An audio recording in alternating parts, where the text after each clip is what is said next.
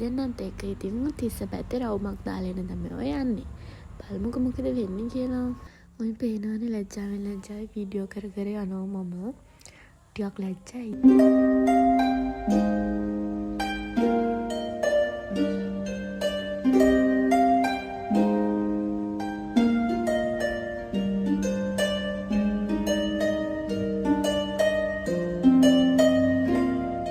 ළමයි අපි තිස්ස යන්න හිතාගෙන ආවා. ඊට පස්සේ දෙබරාව හරියේ දෙබරාව ඔරලෝසු කනුව ගාව ලස්සන කැෆේ එකක් තියෙනවා දැකලා අපි දෙන්නත් එක්ක එතන නතර කරලා ඔය විදියට අපි කැෆේ එකේ ලස්සන බල ඉන්නකොට ඔන්න ඉතින් කෑම එකත් ආවා. දැන් ඉතින් දෙන්නත් එක්ක බෙදාගෙන හොඳට කන්න තමයි යන්නේ. පේනවනේ. කියව කන ඔතන පොඩි ප්‍රශ්නයක්. මෙයාට හොදි නැතුව මෙයාට හොදි තියෙන්න ඕනි කන්න හොදි නැතුව කියවනවා ඉතින් හොදි නෑ කියලා. අපි ගත්තේ සී ෆුඩ් හාෆ් රයිස් එකක්. ඒකේ ෆුල් එක දෙන්නෙක්ට වැඩි කියලා කිව්වා. හාෆ් එක නම් අවුලක් නෑ ෂේප් අපි දෙන්නටම.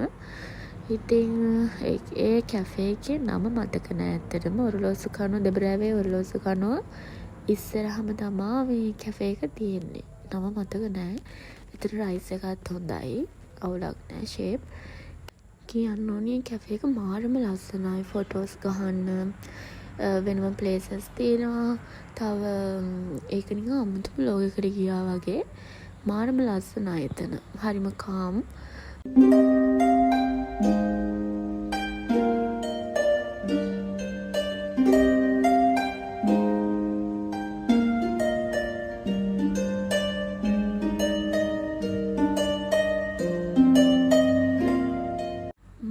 කලින් කිව්වේ හොදි නැති ප්‍රශ්නයක් තිබ්බා කියලා. ඔන්න ඊට පස්සේ හොදිත් හම්බුණා අවසානට. කැෆේ එකේ හා පැත්තෙම තියෙනවා ආසිරි ෆැෂන් එක. ඊට පස්සේ යාට ඇඳුම් වගේක් ගන්න ඕනේ කියලා අපි ආසිරි ෆැෂන් එකට ගියා. එයා ඇඳුම් තෝරන අතර ඉතින් මම පොඩි වීඩියෝ ක්ලිප්ස් ටිකක් ගත්තා.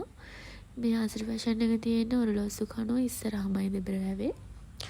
මේ ෂොප් එකේ ලස්සන ඇඳුම් කලෙක්ෂන් එකක් තියෙනවා. මමත් ගොඩක් වෙලාවට මෙතන ෂොප් එකෙන් තමයි ඇඳුම් ගන්නෙ.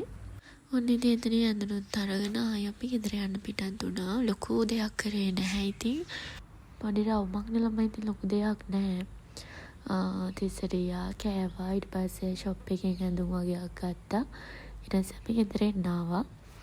එහෙම තමයි ආයි අපි තිස්ස වැව ගාවට ගියා. එතන වීඩියෝ මුකුත් ගත්තේ නැහැ.